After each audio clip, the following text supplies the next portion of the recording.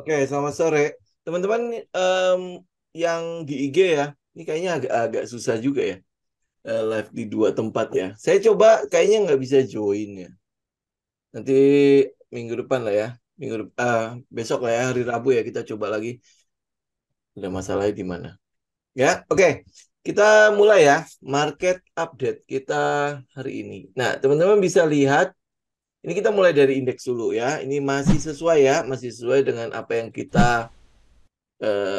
yang kita prediksikan.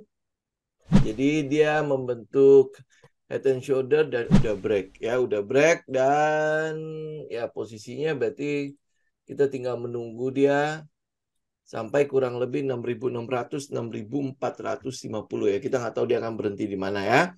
Nah, oke. Pasti ada pertanyaan begini. Kira-kira kapan ya dia bottom kan? Kita cuma tahu adalah areanya, area yang mungkin akan di retest kembali oleh market. Jadi di 6.600 sampai 6.450, 6.500 lah ya. Nah, itu adalah daerah di mana dia kemungkinan besar akan retest. Oke. Nah, kemudian kalau teman-teman mungkin bisa pakai, kalau head and shoulder kan kita biasa ukur nih headnya sampai ke bawah. Kemudian ini adalah targetnya. Kurang lebih ya sekitar 6.600 kalau targetnya ya. Oke. Nah, itu semua adalah teknikalnya. Nah, sekarang kita mau lihat kira-kira katalisnya apa buat kita bisa tahu bahwa ini market sudah mulai ya dalam tanda petik bottom gitu ya. Atau seenggaknya ini market udah mulai memprice in apa yang sedang terjadi di global maupun di lokal gitu ya. Oke. Nah, ada beberapa katalis yang saya coba rangkum. Ini juga kita udah bahas kemarin ya, tetapi ini mungkin lebih terang ya. Oke. Yang pertama adalah tingkat suku bunga The Fed. Pasti ya, semua pasar ya, semua market saat ini melihat ke The Fed di mana mereka akan bersidang kurang lebih tanggal akhir bulan ini tanggal 30-an ya. Tanggal 30-an dia akan bersidang dan pengumumannya itu kurang lebih jam 2 subuh. Tanggal 2 subuh di waktu Indonesia Barat. Jadi tanggal 2 subuhnya ya. Ini berarti harusnya bulan depan. Bulan depan next month. Nah, ini kalau bulan depan kita akan lihat kurang lebih di tanggal mana dia? Nih. Ya, tanggal 2 November jam 1 pagi ya, jam 1 pagi ya, nggak usah ditungguin ya.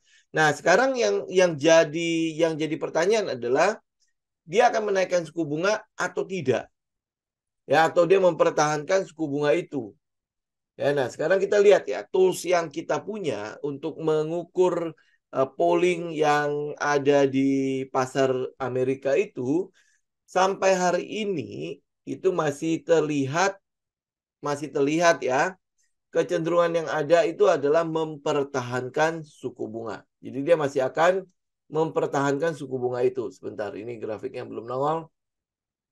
Nah, sudah enggak ya? Sudah pindah nih. Yang kemarin kita lihat itu masih di area 5% sampai 5,25. Sekarang sudah pindah ke 5,25 sampai 5,5. Nah, suku bunga sekarang kan 5,5 ya. Oh, berarti masih kurang lebih sama ya. Jadi ini berarti ada peluang penurunan suku bunga, maksudnya ya 1,6 ini.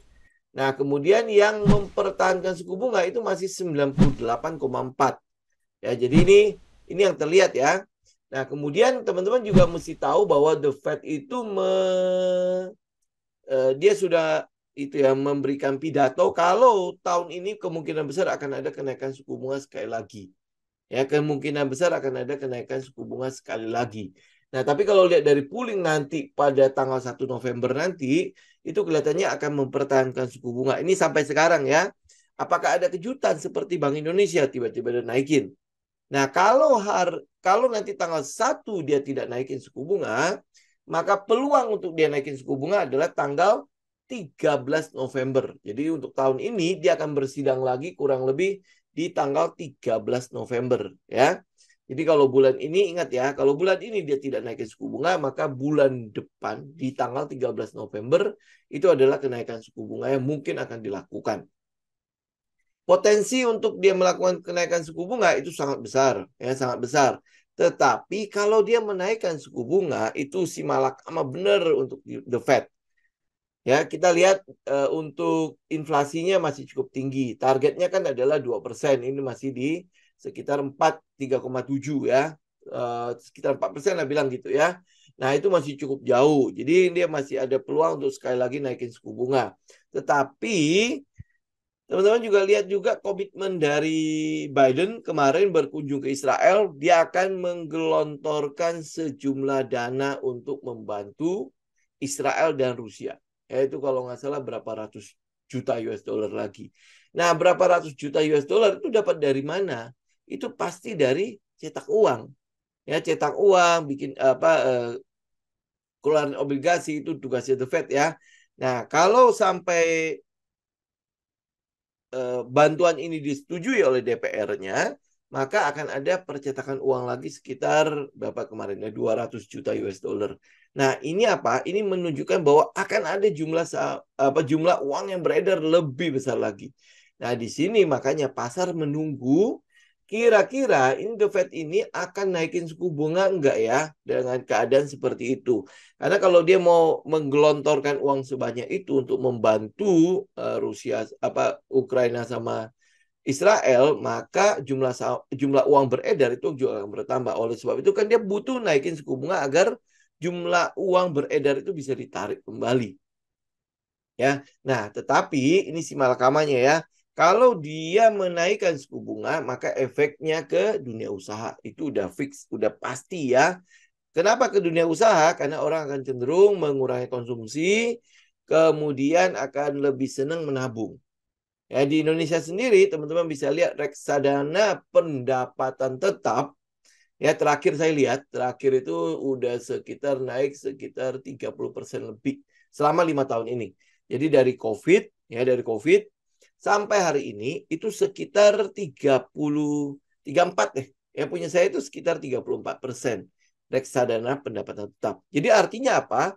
Artinya jumlah portofolio saya masih ada loh, cukup gede di reksadana pendapatan tetap. Kenapa? Ya karena bunganya gede, bunganya tinggi. Ya itu ya kalau lu cari bunga deposito ya nggak ada yang segitu ya. Ada yang 5. Kalau 34% berarti rata-rata itu sekitar 7%. Ya, kalau 35 ya, jadi saya ratain jadi 5 tahun itu sekitar 7%-an. Ya lumayan kan, lumayan lu cari deposito di mana. Nah, itu juga sama halnya dengan NIM-nya perbankan. Ya, oke. Nah, kita balik dulu nih ke The Fed dulu ya. Jadi kita mau lihat tanggal 2 November Indonesia. 2 November Indonesia, gimana The Fed? Memberikan kejutan atau tidak? Kalau The Fed menaikkan suku bunga, hitungan market itu sudah suku bunga yang cukup tinggi dan itu kemungkinan besar itu adalah puncaknya. Ya, itu kemungkinan besar itu adalah puncaknya. Jadi kalau dia naikin suku bunga tanggal November, berarti Desember itu kemungkinan besar dia akan mempertahankan suku bunga. Nah, setelahnya apa yang terjadi pada market? Ya berarti akan ada penurunan pada kekuatan US dollar. Jadi kalau lu lihat indeks US dollar itu akan cenderung menurun. Karena kalau sekarang kalau kita lihat ya indeks dolar ya, ini kaitannya kemana-mana ya. Oke, nah teman-teman kalau lihat indeks dolar itu udah di sekitar plafon. Jadi lu nih ya, dia ada naik kan dari bulan Juli terus naik kemudian bentuk flag. Ya flag ini ngapain? Ya dia nunggu wait and see untuk tanggal 1 atau tanggal 2 November berarti ya minggu depan gitu kan. Nah, begitu keputusannya keluar, kalau dia naikin suku bunga, otomatis ini akan breakout. Kalau lihat dari teknikalnya, potensinya apa? Potensinya breakout. Ya, kan dia naik tuh, kemudian flag. Naik, kemudian flag. Ya, potensinya adalah breakout. Ya, jadi kalau misalnya lihat dari berkaca dari Bank Indonesia, mungkin ini ada kejutan. Kalau sampai hari ini kan market memperkirakan adalah tetap kan dia mempertahankan suku bunga karena kondisi ini kan. Tapi kalau dia memberikan kejutan di situ, maka ini akan breakout. Nah, kalau dia breakout, maka indeks dolar itu akan menguat sampai ke 110 bahkan sampai ke 113 indeks dolarnya. Nah, kalau indeks dolar sekuat itu, lu bisa tahu lah ya, bagaimana dengan mata uang negara-negara yang ada. Ya, jadi ya ini kuat sekali, indeks dolarnya sangat-sangat kuat sehingga orang kalau misalnya mau membeli chip aja itu mahalnya minta ampun kan, sudah pasti mahal banget. Kemudian dengan indeks dolar setinggi itu, ya otomatis akan mempengaruhi utang-utang luar negerinya kita, termasuk dari emiten-emiten yang ada. Ini cukup memberikan apa ya tekanan untuk indeks kita sendiri. Ya karena itulah makanya kalau seandainya the Fed naikin suku bunga itu kemungkinan besar akan jadi puncak dari pergerakan si indeks dolar. Ya itu kan ada rilis sekali lagi dan itu akan puncaknya kayak gini nih.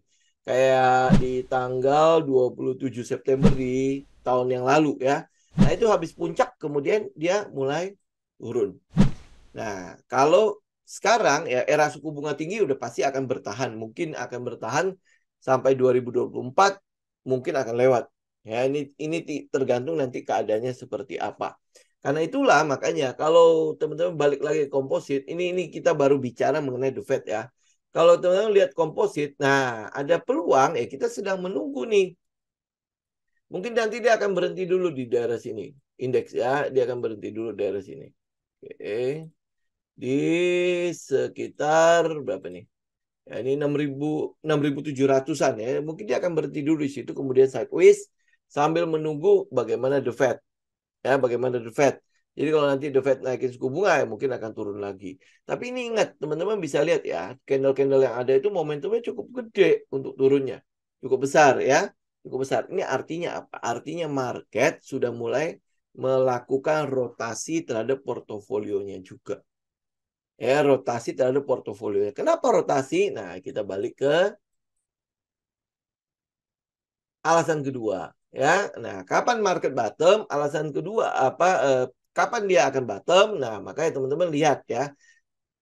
Yang kedua itu adalah pemilu 2024 ya, pemilu tahun depan. Jadi kalau kemarin kita hampir boleh bilang tidak bisa melihat ya kemana kira-kira arah pemilu itu akan terjadi. Nah, sekarang pasangannya udah lengkap. Jadi kita lihat Anies sama Caimin, kemudian Ganjar sama Mahfud, kemudian Prabowo sama Gibran. Ya, jadi ini udah komplit nih. Nah, udah komplit. Ini saya mau garis bawahi dulu sebelum saya lanjutin. Saya bukan ahli politik. Kita cuma menganalisa doang berdasarkan data-data yang ada di pasar. Oke. Jadi yang kita mau lihat itu kira-kira nih pikirannya si market maker itu seperti apa melihat tiga pasangan calon ini. Oke. Nah, hitungan di atas kertas dengan tiga pasangan calon ini kemungkinan besar akan ada pemilu periode putaran kedua, dua putaran. Ya, dua putaran. Jadi ini opsi satu dulu ya, dua putaran. Jadi kita bicara mengenai dua putaran dulu. Kenapa dua putaran? Karena ada dua pasangan itu presiden man, ya. Jadi ya dua-duanya itu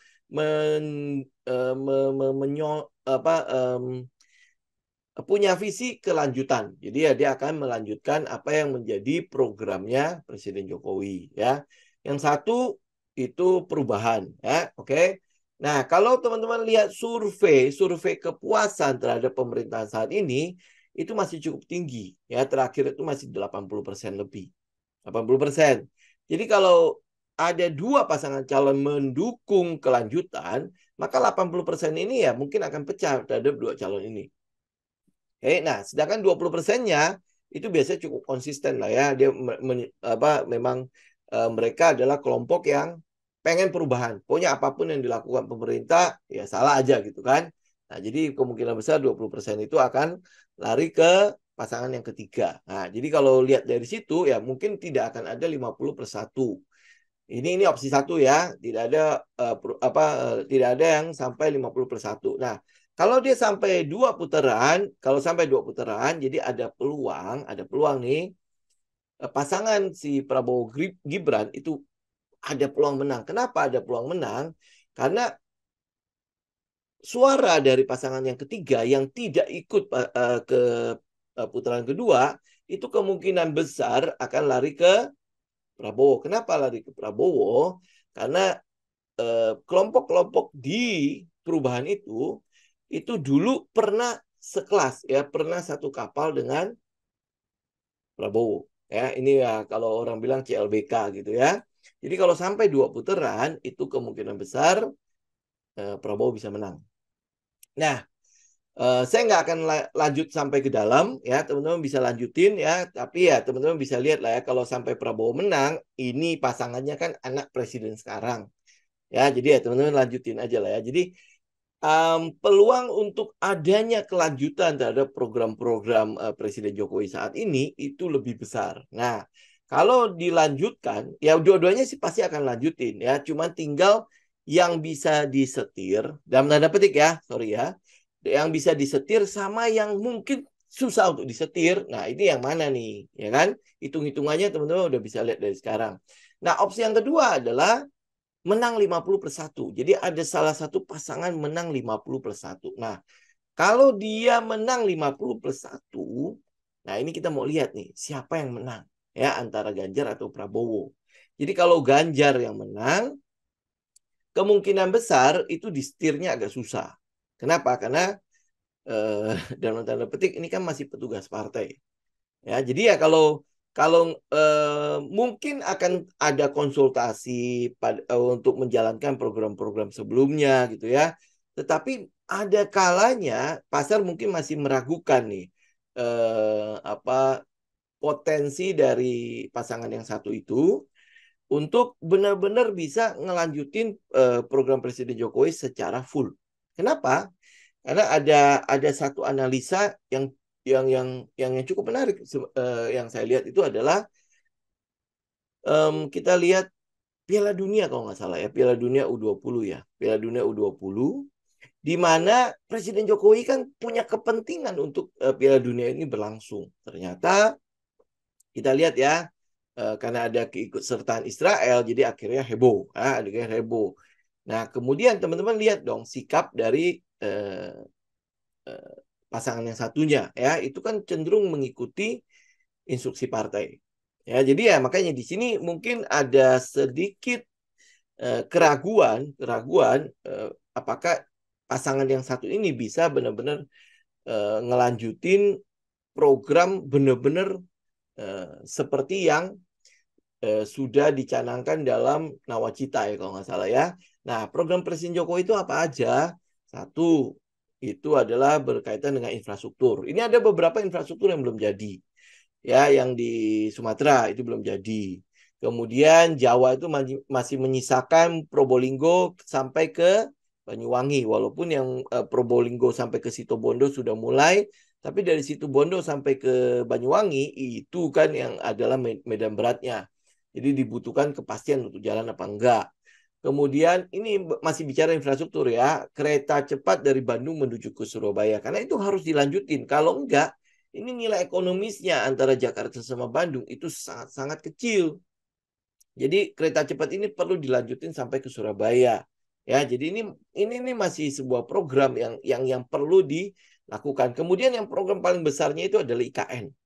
Ya, IKN. Jadi kalau Ganjar maupun Prabowo menang, IKN kemungkinan besar akan tetap lanjut. Ya, kalau IKN lanjut, ya teman-teman agak tenang gitu ya di konstruksi. Ini agak tenang ya, agak tenang di konstruksi. Cuman ya tinggal bagaimana intrik di dalamnya nih, intrik dalamnya. Jadi kalau misalnya pasar menilai, jadi kalau teman-teman survei lah ya, ini cukup seru sih ya. Kadang-kadang serunya di situ ya. Kalau teman-teman menilai pasar itu cenderung akan apa ya? Karena ini anaknya kan, ya anaknya. Jadi bisa jadi Presiden Jokowi akan menjadi presiden bayangan di belakangnya gitu. Ini sudah mulai ada selintingan seperti itu, sudah mulai ada selintingan. Karena itulah pasangan yang satunya, ya ini kan cerita kita cuma bicara mengenai pasangan Ganjar sama Prabowo ya. Ya, nah ini berarti butuh ekstra nih, ekstra untuk bisa menang 50/1. Ya, nah sekarang teman-teman bisa lihat bagaimana dulunya pendukung-pendukung Presiden Jokowi di medsos ya, teman-teman bisa lihat ya. Itu sudah mulai keluar yang satu namanya kata-kata pengkhianatan. Nah, itu udah mulai keluar ya. Kenapa itu digoreng? Ya karena agar masyarakat mulai melihat nih menurunkan ini loh. Menurunkan tingkat kepuasan pemerintah yang saat ini ke level yang lebih rendah lagi. Kita lihat ada istilah mahkamah keluarga, ya. Kita lihat ada istilah pengkhianatan segala macam. Nah, ini yang teman-teman perlu cermati, ya. Kalau itu mulai berlalu, apalagi The Fed udah mulai mutusin, ya. Terus habis itu yang pasangan ini kita mulai bisa ngelihat lah. Kalau kemarin itu kita benar-benar nggak bisa ngelihat, ya. Apa masih tidak pasti gitu loh. Ini kira-kira seperti apa. Nah, tetapi kalau sekarang kan udah jelas ya, udah jelas banget. Nah, udah mulai kelihatan kira-kira akan seperti apa pemerintahan yang akan datang. Nah, hitungan kita adalah kalau yang menang adalah pro kelanjutan, maka konstruksi masih oke, ya. Kemudian hilirisasi itu kemungkinan masih akan lanjut. Hilirisasi ini adalah sebuah hal yang um, apa ya, yang kalau teman-teman cermati ya, ini harus dipaksakan jadi. Harus dipaksakan jadi. Nah, kenapa? Karena disinilah modal kita untuk membangun menuju Indonesia emas 2045. Kalau nggak ada duit kita. Ya, kalau nggak ada duit kita. Jadi makanya dibutuhkan hilirisasi dan program-program selanjutnya. Kayak misalnya baterai listrik, segala macam. Tujuannya apa? Tujuannya untuk memperoleh modal, uang untuk melakukan pembangunan. Kalau teman-teman flashback ke zamannya kita masih raja minyak, masih ingat ya? Kita pernah loh menjadi raja minyak, pernah mengekspor minyak. Ya, teman bisa lihat kita bagaimana kita dapat uangnya. Teman lihat sekarang Arab Saudi, Dubai segala macam kan. Itu bagaimana mereka bergantung pada minyak dan bagaimana Dubai itu bisa dibangun begitu mewahnya, begitu gedenya, ya kan? Nah, waktu kita jadi raja minyak gimana ya? Memang ada pembangunan, tapi pembangunan tidak masif. Lebih ke arah kepentingan diri sendiri kan. Akhirnya korupsi merajalela. Nah, yang sekarang ya diharapkan hilirisasi itu berhasil, kita punya uang. Karena kita ini masih negara komoditas. Ya, sedangkan nikel itu sudah tidak lama, 7 sampai 10 tahun doang umurnya. Jadi kapan lagi lu mau dapetin uang? Jangan sampai nanti kayak minyak ya. Minyak bener kita raja minyak tapi nggak jadi apa-apa. Ya, di dalam negeri nggak jadi apa-apa. Nah, sekarang kita raja nikel. Tapi jangan sampai nanti di dalam negeri nggak ada apa-apa. Nah, karena itulah hilirisasi itu dijaga banget. Jaga banget. Kenapa dijaga banget? Karena itu sedang menghadapi tantangan yang luar biasa dari Uni Eropa, dari Cina sendiri ya, itu masuk ke WTO. Jadi kalau presiden yang akan datang tidak berani ya udah wis bubar. Nah, kalau ini bubar ya kita mungkin ya Indonesia emas 2040, 2045 ini agak agak repot, uang dari mana? Ya, paham ya? Ya, karena itulah makanya market itu berkepentingan di sini. Nah, kalau yang menang itu cukup, ini saya tidak mengarahkan ke pasangan manapun ya, teman-teman ya. Kita hanya menilai untuk kita bisa melihat kita mau stay di saham apa nih agar ke depannya itu enak gitu loh. Ya, sama kayak kita menganalisa market indeks akan jatuh, udah jatuh, ya kan? Nah, sekarang apa yang kita mau lakukan? Kalau lu udah pegang cash kan gue mau masuk ke mana gitu loh. Oke, jadi ingat ya, saya tidak mengarahkan teman-teman ke kelompok manapun ya. Jangan sampai nanti di komen tuh, wow gini-gini. Pokoknya kita nggak ada urusan sama politik. Kita sedang menganalisa kita mau masuk ke emiten mana. Ya, oke. Ya itu ingat ya. Jadi nggak cuma euforia doang. Kayak misalnya Erick Thohir kayaknya mau dicalonkan nih. Beli ABA, beli Mari ya sekarang udah hancur-hancuran. Ya karena Gibran dicalonkan, PMMP dikejar. Ya itu kan nggak begitu ya. Saya nggak menganalisa hal seperti itu. Oke, kita mau pegang benar-benar dia naik karena sebuah dasar fundamental. Jadi bukan karena dasar euforia begitu saja. Nanti kejar PMMP. Nanti kalau misalnya Sandiaga dicalonkan, kejar Saratoga. Enggak seperti itu. Ya, kita mau lihat dasarnya, fundamentalnya. Sehingga ke depannya kita sustain, kita stabil gitu loh mengikuti pergerakannya. Oke? Jadi itu ya. Jadi saya nggak mau terlalu dalam lagi deh. Tapi itu seru banget sih. Saya jujur ya, pas Sabtu Minggu kemarin ya pas udah diumumkan, wah itu seru banget. Ya maksudnya Kita ngelihat bagaimana analisa-analisa, terus habis itu lari-lari kemana ya. Dan itu penting buat kita. Kenapa? Agar kita tahu gitu loh market itu mau kemana. Oke, market maker itu mau kemana? Lu kan mau ikut gajah ya. Bukan cuma ikut tiupan angin doang kan. Jadi dari sekarang kita mesti udah bisa menilai dia gajah ini melihat kemana. Gitu. Itu poin pentingnya kan. Oke. Nah, udah. Nah, kapan market bottom lagi? Yaitu perkembangan Israel sama Hamas. Ini seperti apa? Jujur ya, kalau saya boleh biar lebih cepat gitu ya. Udah Israel serang darat aja udah selesai gitu loh. Jadi kelar gitu. Ya, lebih cepat kelar. Ini kan masuk dulu apa program kemanusiaan ini nggak tahu berapa lama lagi sembari dia persiapan ya. Ya, nah nanti habis itu serangan darat. Ini serangan darat mungkin akan menjadi klimaksnya ya. Kenapa? Karena ini pertempuran langsung kan, ya. Habis nggak habis ya itulah dia. Ya, siapa yang kalah, siapa yang menang ya itulah dia gitu kan.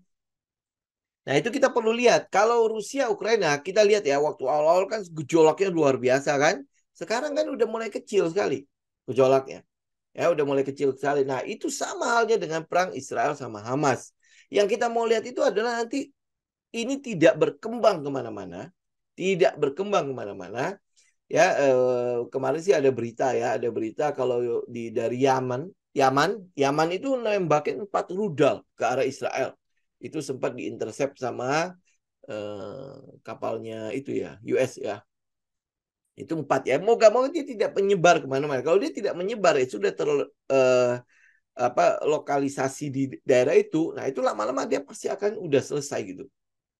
Ya, nanti akan jadi seperti perang Rusia Ukraina. Udah tenang. Jadi market udah menemukan keseimbangan barunya.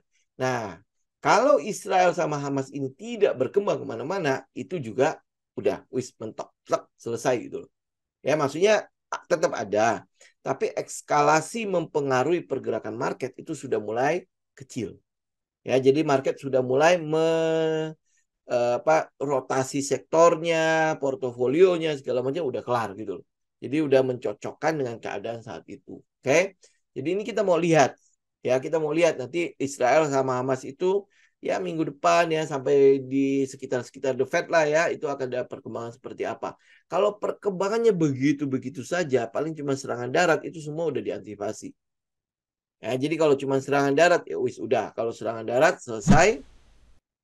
Habis itu paling ya ujung-ujungnya masuk ke meja perundingan. Nah, tinggal tepi Gaza ini ya si jalur Gaza ini mau dikuasai oleh Israel atau nanti dikembalikan lagi ke Palestina ya. Kita tinggal itu doang. Itu paling cuma gontok-gontokan di meja perundingan doang ya. Tapi untuk perangnya wis udah selesai.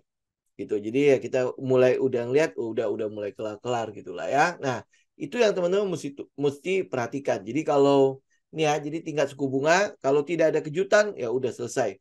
Tapi yang kita harapkan adalah ya udah dia naikin aja sekalian. Jadi udah kelar gitu. Jadi sekalian mau turun sesuai dengan perkiraan market ya, market udah tinggal rotasi sektoral doang. Yang mau keluar dari pasar modal keluar ya, masuk ke pasar uang ya masuk aja ke pasar uang. Nah, tinggal nanti ya 2024 kita mau lihat nanti kira-kira potensi resesinya bisa menjadi berapa besar. Itu aja udah kan. Terus pasangan calon presiden dan wakil presiden itu udah fix ya, udah fix, kita udah tahu seperti apa. Kemudian kita tinggal kita tinggal apa lihatin pergerakan dari si market maker menuju ke emiten-emiten yang masih mendukung keberlanjutan. Ya, jadi konsumsi lah, kemudian hilirisasi lah, kemudian ya program-program yang apa yang berkaitan dengan SDM lah, kemudian apa saya nggak tahu food estate akan dilanjutin apa enggak ya, tapi itu nanti pasti akan jadi isu-isu yang cukup menarik untuk ya saling dibahas lah, yang entah black campaign atau apa gitulah ya. Kemudian kita masih ngelihat sektor-sektor yang masih berhubungan dengan program-program pemerintah itu masih akan cukup berkelanjutan ya. Ini yang kita lihat. Nah, kemudian faktor yang keempat ini akan menjadi faktor yang penting ya. Kenapa yang itu menjadi faktor yang penting? Karena itu secara seasonal Desember itu selalu ditutup dengan bagus. Ya, selalu ditutup dengan bagus. Nah, kemungkinan besar Desember itu bagus, itu kita lihat dari laporan keuangan Q1, Q2 dan Q3 dari perusahaan-perusahaan yang ada, ya, emiten-emiten yang ada. Itu cukup bagus. Cukup bagus. Kenapa cukup bagus? Karena laporan keuangan emiten-emiten ini berawal dari keterpurukan karena COVID. Jadi ini cuma adalah saham-saham yang turnaround, kayak IPCC itu juga adalah saham turnaround. Labanya udah naik cukup tinggi, tetapi belum direspon oleh harga. Ya, saya udah mulai ngelakuin riset sedikit lah. Ya, jadi labanya udah naik tinggi banget, tapi belum direspon oleh harga. Nah, kenapa belum direspon? Ini yang teman-teman mesti korek lebih dalam, ya. Nah, kayak S Hardware, ya, S Hardware hari ini saya sih berharap banget dia ditutup dengan gede, ya, tetapi ya sudahlah. Ya, tetapi dia lebih tinggi. Saya udah confirm lah, ya, kelihatannya laporan keuangan Q3-nya akan bagus. Ya, kalau dia akan bagus, ya artinya target 1.000 saya sih ya kurang lebih ya bisa kita capai lah, ya. Nah, jadi faktor window dressing itu akan sangat-sangat dominan sekali, akan mempengaruhi pergerakan Desember. Nah, teman-teman bisa lihat ya, kalau Oktober ini sedang turun ya, turun berarti apa? Potensi kita mendapatkan harga murah itu besar sekali. Oke, ya. Nah, jadi makanya kenapa saya membahas kapan market bottom. Karena kita mau menunggu ini market di daerah situ, ya. Kemudian kita lihat sentimen atau katalis-katalis yang kita bisa perhatikan saat market bottom. Saat market ada di, ya mungkin kalau indeks itu ada di support lah, ya. Kita mau lihat nih, The Fed gimana nih? Naikin suku bunga nggak? Kalau dia naikin, berarti market masih akan turun. Ya mungkin dia akan sampai ke 6.400, kita nggak tahu, ya. Tapi area itu sudah teman-teman udah boleh perhatikan 6.600, 6.400. Nah, dan teman-teman juga udah tahu kan, kalau dia sampai jebol turun begitu, ya lu tinggal lihat big cap. Ya lu tinggal lihat big cap. Kenapa big cap? Ya karena naikin suku bunga ya NIM-nya gede lah. Ya kan saya udah ngomong terus kan, reksadana pendapatan tetap itu dalam 5 tahun ini masih bisa cuan sekitar 34%-an. Ya 34% loh. Ya berarti kan setiap tahun itu kurang lebih sekitar 7%. Ya saya nggak tahu ada RD pendapatan tetap yang lebih tinggi dari itu. Harusnya sih enggak ya, karena kan reksadana pendapatan tetap ya fokusnya di obligasi sama deposito kan. Jadi ya harusnya ya segitu-segitu ya. Saya nggak tahu ya, mungkin ada yang lebih tinggi ya, nggak tahu.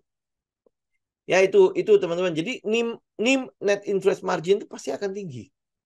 Ya, pasti akan tinggi karena suku bunga tinggi ini akan berlangsung cukup lama. Nah, tinggal suku bunga kredit itu kira-kira dinaikin apa enggak. Kalau dia dinaikin, ya mungkin ya efeknya ya ke properti, ke otomotif, ya karena KPR, KPA pasti akan pengaruh kan, walaupun mungkin belum akan ada kenaikan ya, moga-moga nggak ada ya, karena cuma 25 poin kan. Biasanya kan kalau Bank Indonesia naik 25 poin, nah bank-bank itu naikin bisa 100, bisa 150 poin, biasanya kayak gitu kan. Nah, tapi kalau kalau enggak ya udah, berarti sektor yang akan terpukul ya pasti yang properti, yang otomotif itu pasti akan kena ya di karena suku bunga tinggi. Nah, sektor selanjutnya yang akan kena adalah ya sektor manufaktur dan bisnis-bisnis yang menahan ekspansinya. Karena kalau dia ekspansi menggunakan uang sendiri ya pasti lama kan.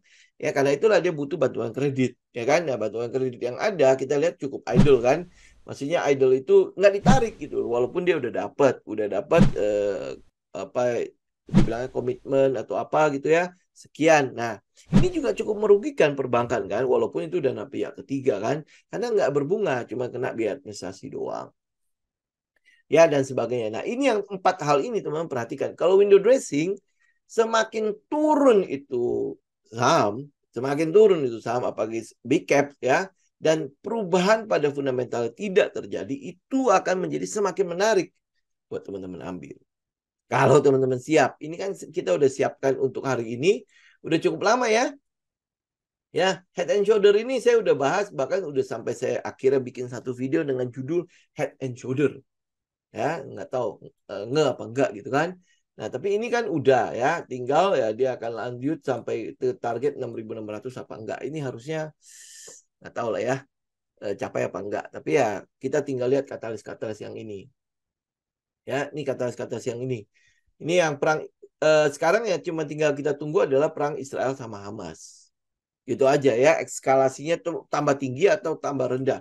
Kalau dia udah terus turun ya, ini kan eskalasinya udah tambah turun terus kan. Ya, nah kalau dia turun terus habis itu tidak ada campur tangan di tempat lain, ya udah selesai. Ya, berarti ya tinggal tunggu November. Ya, awal November itu udah menjadi poin untuk apa kita ngelihat market itu udah seperti apa. Ya, tinggal cek ke teknikal masing-masing sektor yang kita mau incar. Gitu. Ini udah di bottom, terus habis itu momentum segala macam seperti apa. Gitu ya. Simpel ya. Ya. Nah, itu ini ingat ya, saya bukan ahli politik ya, saya juga bukan ahli perang ya, saya juga bukan ahli ekonomi ya, tetapi saya menganalisa, saya melakukan riset dari data-data yang ada di pasar. Tapi yang kita lihat itu adalah kalau lu tanya sekali lagi kapan market bottom, ya lu lihat 4 hal ini. Ya, yang keempat nggak usah dilihat lah, karena window dressing semakin dia turun semakin menarik. Karena laporan keuangan yang kita lihat yang udah nongol-nongol sekarang itu cukup bagus. Gitu ya.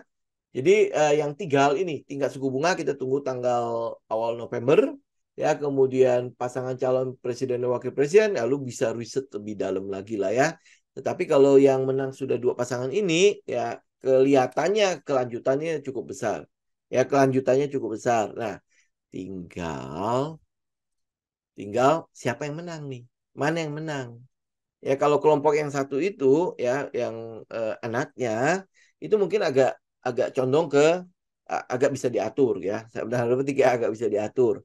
Tapi kalau yang menang yang sebelah sini, nah ini yang jadi pertanyaan adalah eh, dia kemana nih? Ya, kalau kalau 2 kaki ini agak repot gitu. Karena program yang dilanjutin adalah program pemerintahan sekarang.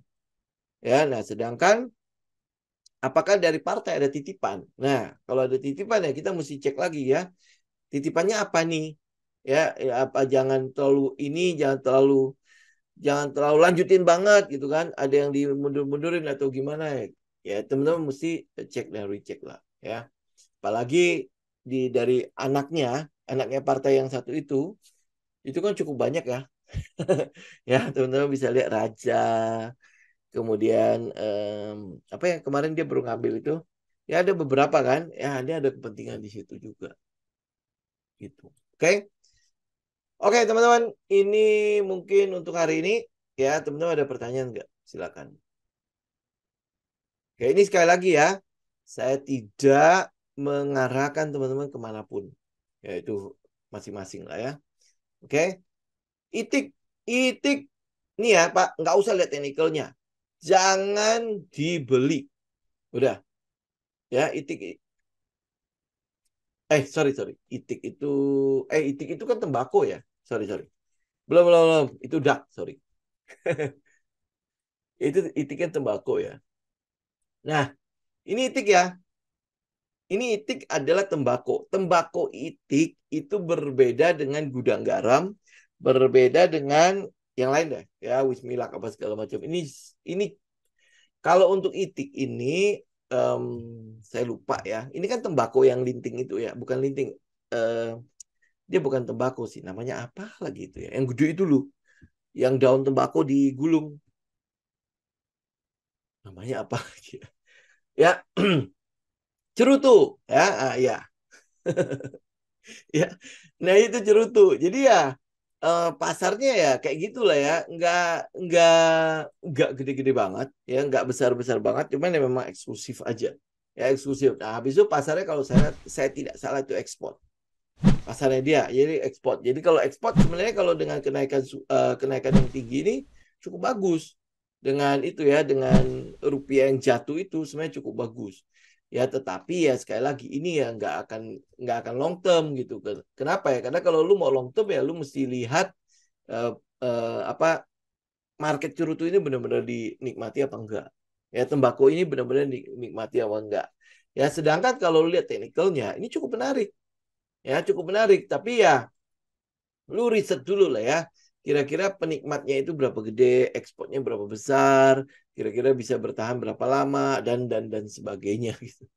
Ya, ini kalau etik ya. Tapi kalau untuk teknikalnya cukup menarik. Ya, lu bisa menunggu paling di daerah-daerah money spot. Ini harusnya udah, tapi ini nggak cukup gede ya.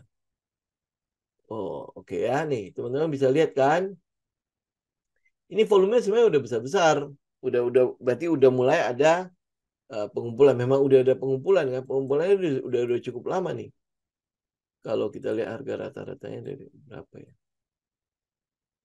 Oh, harga rata-ratanya cukup tinggi. Ya, makanya terjadi pengumpulannya 330 harga rata-ratanya. Ya. Jadi ya kalau teknikalnya ya paling teman-teman kalau misalnya mau ya tunggu di atas 360. Kalau lu mau lebih pasti dia dia ngebreak apa enggak. Tapi lu riset dulu dah. Ya, di riset jauh lebih enak. Soalnya ini ngambilnya banyak banget di sini ya. Ya ini kan adalah klimaksnya kan di situ kan. Jadi bottomnya ya kurang lebih di 250-an ya. Gitu itu untuk itik ya. Oke, do it. Ini kok diborong banget sih. Oke, do it ya. Nah, do it kita mau lihat nih. Ini doit, wah masih turun nih, ya masih turun. Nah kalau dia masih turun begini, udah kan tadinya kita mau mau coba menunggu di daerah 400 sampai 420 ya. Bahkan awalnya saya mau tunggu di 444 ya. Nah tetapi kalau lihat teknikalnya dia masih turun begini, memang udah mulai cenderung kecil ya, momentumnya udah cenderung kecil. Tetapi ya kita masih belum ambil. Semakin dia murah, semakin bagus lah, gitu ya. Yang penting perubahan pada fundamentalnya tidak terjadi. Ya, tidak terjadi. Jadi ini sedang masih ada ekspektasi kalau penurunannya masih akan berlanjut, ya. Oke. Ya, ini kan di video-video sebelumnya juga saya udah jelasin kan. Jadi kita akan nunggu nanti dia nggak halte walaupun di ini udah mulai kecil. Ya, kalau lihat dari ini ya berarti dia akan lanjut ke sekitar support. Gimana nih? Di 294 sampai 314. Ya. Jadi ini ya, ini mungkin pasti akan lanjut sih. Bukan pasti ya, jangan ngomong pasti. Ya ini karena dia udah ngebreak EMA 200 ya, jadi ada peluang untuk dia lanjut ya. Tinggal tunggu dia halte aja, tunggu dia ngebest, habis itu baru teman-teman analisa. Oke, BRMS kayaknya sih juga pasti begitu ya. Oh, bertahan loh dia ya. Ya, ini masih bertahan nih. Mungkin ya karena ekspektasi untuk peningkatan pada laporan keuangan pasti masih cukup gede ya. Tapi volumenya sih udah kecil-kecil ya. Tunggu ini aja, tunggu dia money spot. Ini harusnya akan mulai masuk ke money spot nih. Ya, volumenya udah mulai kecil, tinggal itu aja. Tinggal tunggu dia tenang aja. Hari ini masih lumayan kan? Turun, naik lagi. Ini tunggu money spot aja. Ya kita mau lihat V-shape-nya itu seperti apa nanti. Ya, BBKP kalau udah naik suku bunga kelihatannya masih ini deh. Oke, ya. Dan Rabu depan ya untuk grafik ya. Nah, teman-teman lihat ya. Ini kan ini turun ya. Ya, nah ini juga sama kita nggak akan nangkap pisau jatuhnya. Kalau mungkin teman-teman udah pernah masuk di daerah sini, mana sih? Nih ya daerah-daerah sini, di daerah 93, 96 itu memang udah pasti harus keluar ya. Oh ini udah keluar. Ya daerah 93, 96 udah teman pasti keluar. Nah kita nggak akan nangkap. Kita nggak akan nangkap. Jadi nanti akan tunggu ini habis itu. Oh hari ini kan udah shadow-nya udah naik banget. Apakah udah boleh masuk?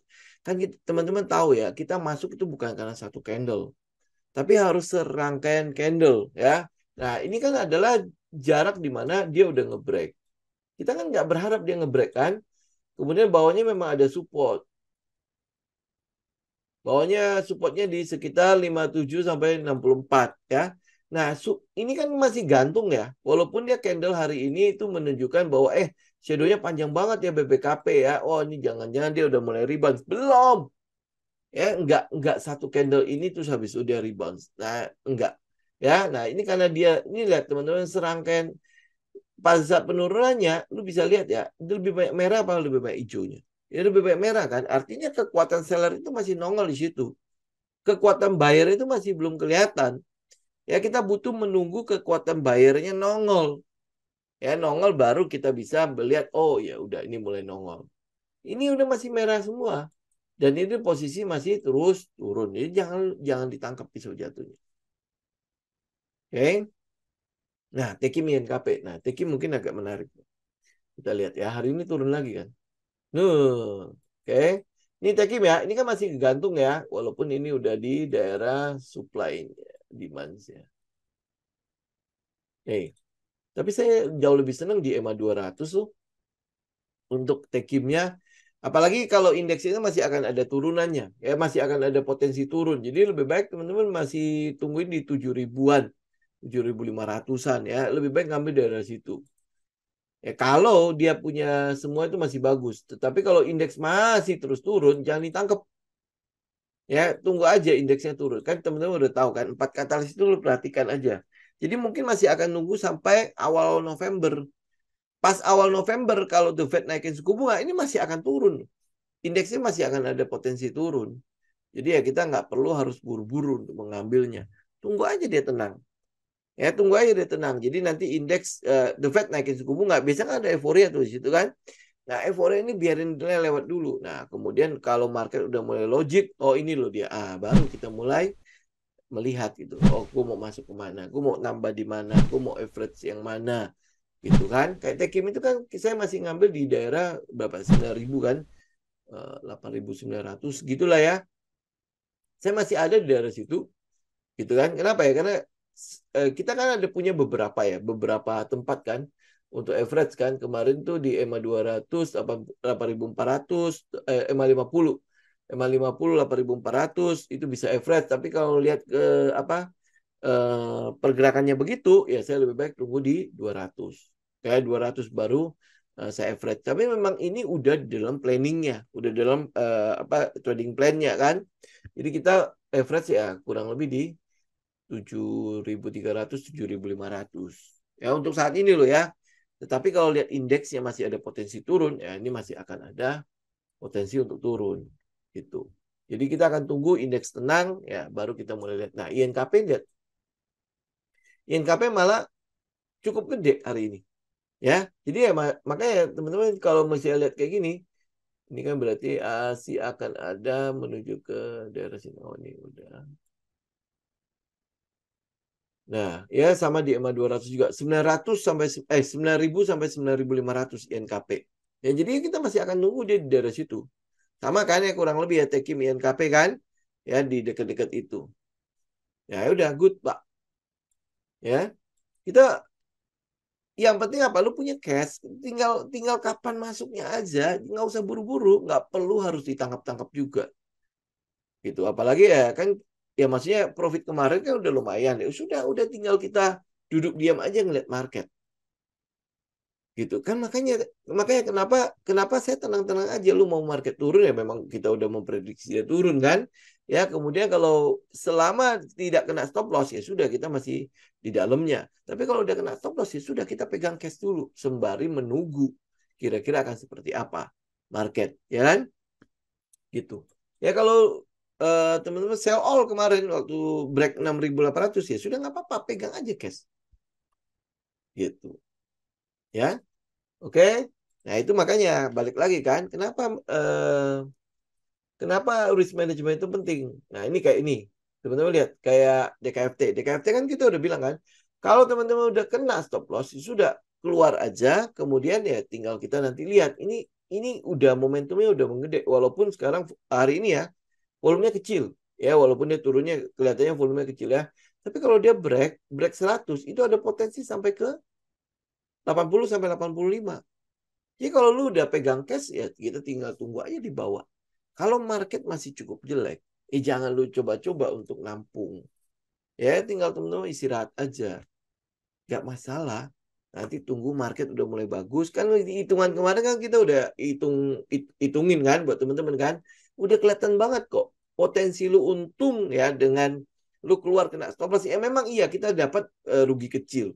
Ya tetapi saat kalau kita tunggu di tempat yang tepat, kemudian marketnya tepat ya, potensi untuk nutupin kerugian itu gampang, itu mudah gitu. Ini kalau lu lihat di daily, tapi kalau teman-teman lihat di forex eh, rugi berkali-kali kan, ya rugi sampai mental kita kena banget gitu. Ya kemarin kemarin itu berapa hari itu ya di minggu lalu saya kena rugi berapa kali itu. Ya rugi berapa kali, tetapi hanya dengan dua ruginya berapa kali ya? Dua posisi itu rugi ketutup. Ya, dan sampai sekarang masih ada satu posisi kebuka, itu udah 5 hari. Ya, itu udah 5 hari. Jarang-jarang sih saya pegang forex selama itu kan. Nah, itu udah 5 hari. Ya, nggak tahu udah kemana lagi dia. Gitu. Ya, jadi pastikan teman-teman, seenggaknya gini lah. Makanya saya udah, kalau saya boleh bicara sedikit ya, pastikan lu tahu bagaimana membaca marketnya di chart. Itu pastikan itu. Kalau lu mau trading, ya otomatis lu mesti bisa baca chart. Nah, pada saat lu baca chart, jangan apa yang lu mau. Ya, memang iya, setup selalu ya kita cari yang sesuai dengan aturan kita, sesuai dengan setup kita kan, ya. Tetapi saat lu lihat chart, lu mesti tanya market ini mau ngapain, ya mau ngarahnya kemana, ya mau ngarahnya kemana. Contoh misalnya kayak DKFT, ini udah 1, 2, 3, 4, 5 candle merah. 5 candle merah. Berarti kan sebenarnya kekuatan seller itu gede banget. Kekuatan seller itu masih mendominasi kan. Nah, lu nongol di situ menjadi pahlawan, ya babak belur. Ya, membeli, menangkap itu ya babak belur. Gitu ya. Orang marketnya jelek begitu. Ya, lu terus ini support. Nggak bisa ngomong begitu. Gitu. Marketnya ngomong apa? Ini support bisa dengan gampang ditembus sama dia. Ya, masih ingat ya hukum gravitasi. Turunnya itu jauh lebih gampang dibandingkan dengan naik. Ya, dan itu berlaku di saham. Naiknya itu belum tentu mudah. Ya, tetapi turunnya akan gampang. Kenapa coba? Ya, kalau itu teori gravitasi kan, teman-teman juga bisa lihat teori psikologi. Saat lu takut, apapun lu lakukan. Ya, kadang-kadang nggak logik. Tapi ya itu yang terjadi. Saat lu ketakutan, lu nggak ngerti apa yang terjadi nih. Ya, lu buang-buang aja. Gitu. Tapi saat lu tahu, oh, ini kita ikutin kan. Makanya kenapa kita tenang-tenang aja. Gitu, kita ikutin kan. Memang marketnya jelek, dan kita udah siapkan kalau memang market potensi jelek. Jadi nggak kaget kan saat market seperti ini. Kan nggak perlu kaget-kagetan kan. Betul nggak? Nah, saat lu nggak kaget, lu kan logik. Kalau logik ya sudah, oh gue tahu nih market akan seperti ini. Ya udah, saham gue masih baik-baik aja, ya sudah gue coba bertahan. Berarti kan ini adalah stronger dari market sahamnya. Ya, dan mungkin ya gajah-gajah di dalamnya memilih untuk bertahan nih misalnya. Tapi kalau misalnya market mengatakan, dia turun, ya udah ikutan turun. Nah, kalau kena stop loss kita keluar juga. Pegang aja cash. Tunggu sampai momennya sudah tepat ya. Nah, makanya video hari ini, makanya kita bicara mengenai kira-kira momennya tepatnya kapan ya. Kita nggak pernah tahu loh ya persisnya kapan. Kita nggak pernah tahu di mana market itu bottom. Kita nggak pernah tahu market kapan itu top. Kita nggak pernah tahu ya. Tetapi yang bisa kita lakukan adalah persiapan. Seandainya analisa kita, ya apa yang kita lihat itu sesuai dengan market, ya sudah kita ikut. Gitu loh, market berarti cocok kan? Ya bukan market cocok. Analisa kita, trading plan kita cocok dengan pergerakan market, ya sudah kita ikut. Gitu. Tapi kalau nggak cocok, ya sudah jangan. Market memperingatkan kita. Jadi dia sebenarnya nggak ada urusan. Cuman lu aja membacanya bagaimana. Gitu loh. Jadi contoh misalnya, mendung itu tidak selalu hujan loh ternyata. Ya, terutama untuk beberapa minggu ini kan kita rindu banget ya ada hujan ya. Mendung. Wow, bakal hujan. Ya ditunggu nggak hujan-hujan. Ya, nah ini sama kan kayak gini kan. Support nih. Ya, akan mantul nih. Belum tentu, teman-teman. Ya, belum tentu. Apalagi market jelek banget ya. Sampai kita merindukan banget cuan-cuan lagi kan. Ya, tapi cuan itu belum tentu datang. Kenapa? Karena market masih belum mensupport itu. Akan ada waktunya kok. Dan pasti semua indah pada waktunya. Kalau lu bersiap, kalau lu mempersiapkannya. Ya, kalau lu mempersiapkannya. Kalau nggak ada persiapan apa-apa, lu ngarepin indah-indah aja. Nggak pernah nanam benih, nggak pernah ngapa-ngapain. Tahu-taunya lu mau panen. Nggak bisa lah. Gitu. Ya, oke. Oke, saya pikir teman-teman mungkin sampai di sini ya teman-teman ya. Semoga bermanfaat ya. Jangan lupa teman-teman analisa ulang, diperhatikan bareng-bareng ya. Kalau ada yang berubah, ada yang di luar perkiraan, ya tolong juga ya kasih tahu kita, kabarin kita juga ya. Karena market lagi jelek begini, saya agak males ngeliat market terutama. Ya, cuman ya karena ada beberapa hal yang menarik aja, makanya saya ngeliat ke hal seperti itu. Ya, jadi sekali lagi, kapan market akan bottom? Kalau lu lihat dari komposit, ya kalau lihat dari komposit ya kita akan tunggu area sekitar 6.600, ya 6.600 sampai ke 6.450 ya. Kita mau lihat di situ. Kemudian katalis-katalis yang bisa kita ikutin adalah lu lihat The Fed ya, nanti tanggal 2 November subuh jam 1 malam, jam 1 pagi itu ya. Ada kejutan apa enggak? Apakah nanti akan seperti Bank Indonesia? Kejutan dia naikin suku bunga. Tapi kalau dia naikin suku bunga, saya lebih senang. Kenapa? Karena jadi tidak terjadi di Desember. Kalau dia terjadi di Desember, kemungkinan besar window dressing gagal. Kalau window dressing gagal, wis lah. Susah juga kita mau dapetin cuan di Desember kan? Kemudian pasangan calonnya, lu perhatikan kira-kira eh, arus market itu mulai kemana ya? Ya pasti akan mulai panas deh. Teman-teman akan lihat deh orang-orang pada saat MK putuskan aja udah mulai panas kan? Ya, nah ini apalagi benar-benar diputuskan itu calonnya, itu lebih panas lagi. Kita tinggal tunggu satu lagi keputusan MK. Nggak tahu keputusannya gimana ya. Soal umur tertua itu gimana tuh? Kalau umur kemarin kan udah nih, sebelum 40 boleh. Nah, umur tertua katanya nggak boleh lebih dari 70. Nah, itu putus. Oh, sudah aman ya? Oh, udah aman. Sudah lewat lah. Ya. Nah, kemudian perang Israel Hamas. Ini kita mau lihat eskalasinya itu tambah tinggi apa tidak. Kalau tidak, dia akan seperti perang Rusia Ukraina. Ya udah, market udah mencapai titik keseimbangannya lagi. Ya udah, jadi nggak ada beban lagi kita di situ. Nah, mungkin kalau market turun, harga turun, emiten semua diskon ya, window dressing mungkin akan lebih ceria kita. Ya, oke? Ya tinggal persiapan aja. Oke. Begitu ya teman-teman ya. Sampai ketemu hari Rabu mendatang. Oh ya, sebelumnya mungkin saya tutup ya. Ini minggu ini adalah minggu terakhir. Teman-teman kalau misalnya ada teman, ada saudara yang mau ikutan ya, kelas kita di Sabtu minggu ini sudah mulai ya. Dan hari Kamis depan itu udah mulai kelas coachingnya ya. Jadi minggu ini adalah minggu yang terakhir. Oke, thank you semuanya. Sampai ketemu lagi. Tetap sehat ya. God bless semua. Saya izin pamit. Thank you.